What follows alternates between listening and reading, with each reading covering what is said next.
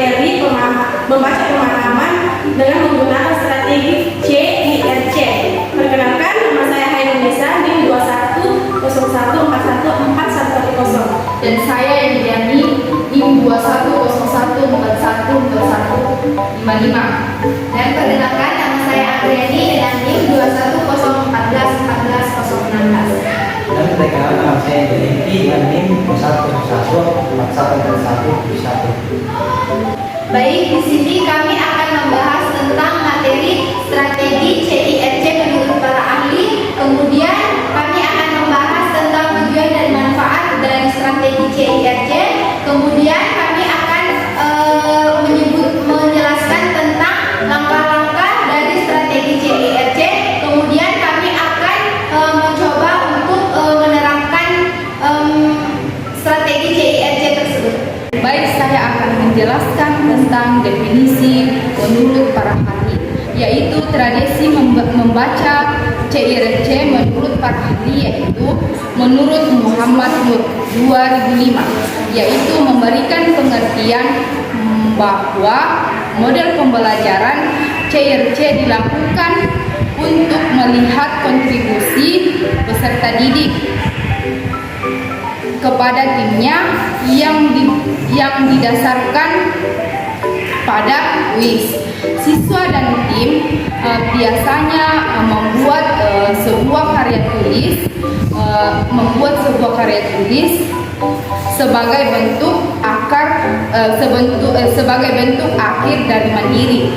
Dan menurut Stephen dalam Nur 2000, menurutnya ialah CIRC adalah satu bentuk model pembelajaran cooperative learning yang awal mulanya dilakukan dengan pengajaran kooperatif terpadu seperti membaca dan menulis. Sekian dari materi saya. Terima kasih.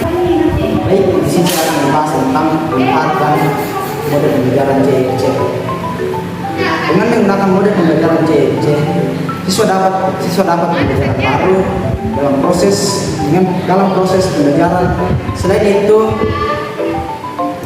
model pembelajaran CIRC dapat meningkatkan daya pikir siswa,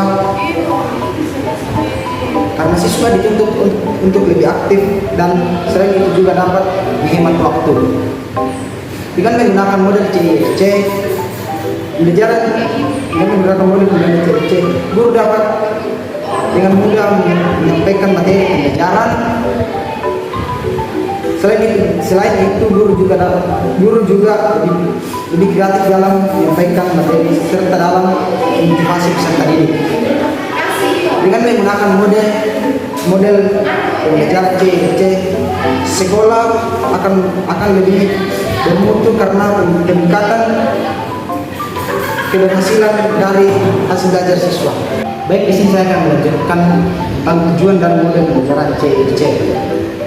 Yang pertama yaitu dapat melatih kemampuan baca siswa secara lisan dan meningkatkan kemampuan siswa dalam proses sebuah bacaan. Yang kedua yaitu meningkatkan kemampuan dalam memahami bacaan, hal yang dapat diimplementasikan secara luas. Yang ketiga yaitu melatih siswa dalam menulis dan membahas, yang dimana dalam model CIRC ini siswa dapat mengembangkan karakter keterampilan menulis dengan seni bahasa dengan kolaborasi bersama teman-temannya.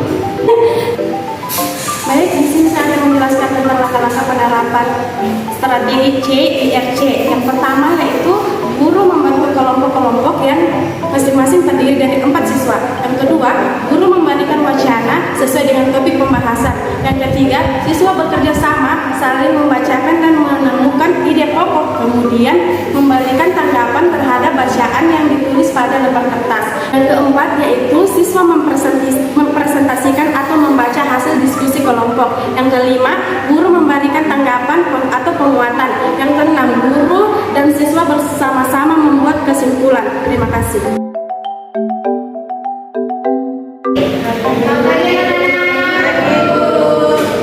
Baik, di sini sebelum kita memulai proses pembelajaran pada siang hari ini, alangkah baiknya ketika kita memulai sesuatu itu kita memulainya selalu dengan berdoa ya.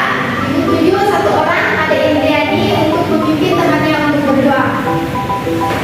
Baik teman-teman, sebelum kita memulai pembelajaran kita pada siang hari ini, mari kita berdoa menurut keyakinan kita masing-masing. Berdoa dimulai.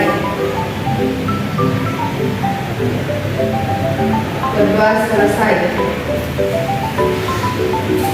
Oke, selanjutnya kita akan belajar ya. Kita akan belajar tentang ide pokok. Sebelum kita memulai proses pembelajarannya, alangkah baiknya Ibu menyampaikan tujuan pembelajaran kita pada siang hari ini. Yang pertama adalah kalian dapat mengetahui apa itu ide pokok, kemudian kalian dapat menentukan ide pokok dalam sebuah cerita. Di sini ada yang pernah baca buku cerita? Pernah. Apakah kalian tahu di mana letak-letak ide pokok dalam cerita tersebut? Belum. Oke, kalau belum, Ibu mau bagi kalian menjadi beberapa kelompok. Satu kelompok itu terdiri dari 4 orang. Ayo. Ya, silakan. Jadi satu kelompok itu terdiri dari 4 orang. Jadi ini kelompok 1, ini kelompok 2. Tere, kemudian Lisa, terus kemudian nanti Elsa, terus kemudian Tiara, ini kelompok 2, ini kelompok 1 ya. Baik dulu. Oke, Ibu sekarang kasih kalian sebuah buku cerita. Jadi kalian nanti baca buku cerita ini ya.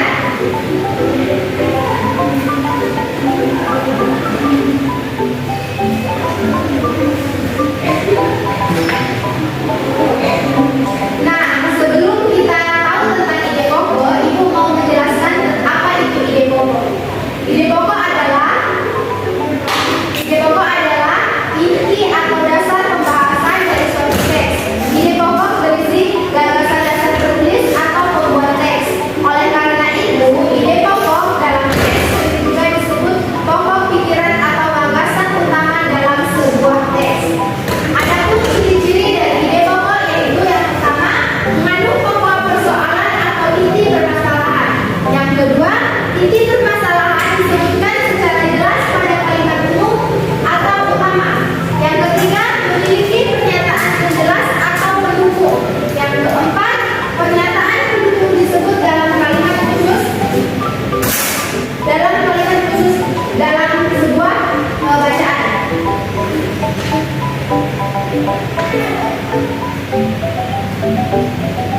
Coba kalian sudah baca buku ceritanya? Sudah Ibu. Kemudian kalian coba tentukan ide pokok dari cerita tersebut. Apa kira-kira ide pokoknya? Dia itu membahas tentang apa? Tumpah dan ikan gabus. Apa ide pokok dari cerita yang sudah kalian baca itu? Ada yang tahu? Apa? Silakan. Baik, ide pokok dari cerita itu Tumpah dan ikan gabus adalah persahabatan sejati seorang sahabat yang akan pernah menyiapkan sahabatnya dalam.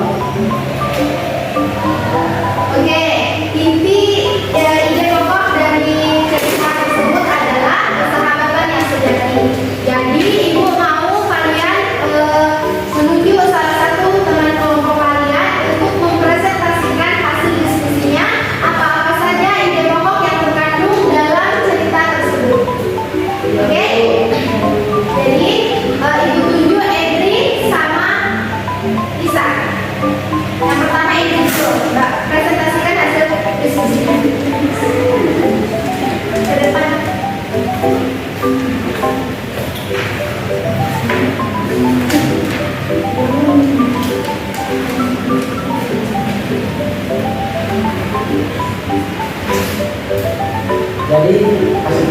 kami yaitu di pokok dari CPI dan kampus adalah persahabatan sejati. Seorang sahabat akan menyebabkan akan membiarkan sahabatnya jadi atau menjadikan.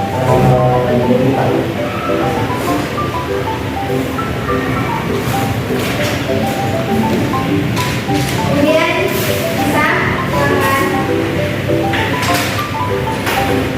Baik, di sini saya akan mempresentasikan hasil diskusi kelompok kami, yaitu ide pokok dari cerita Tupai dan Pendidikan Kampus adalah persahabatan sejati. Seorang sahabat tidak akan pernah membiarkan sahabatnya sedih atau menderita. Dia pasti akan sekuat tenaga untuk membantu sahabatnya yang sedang kesusahan. Terima kasih.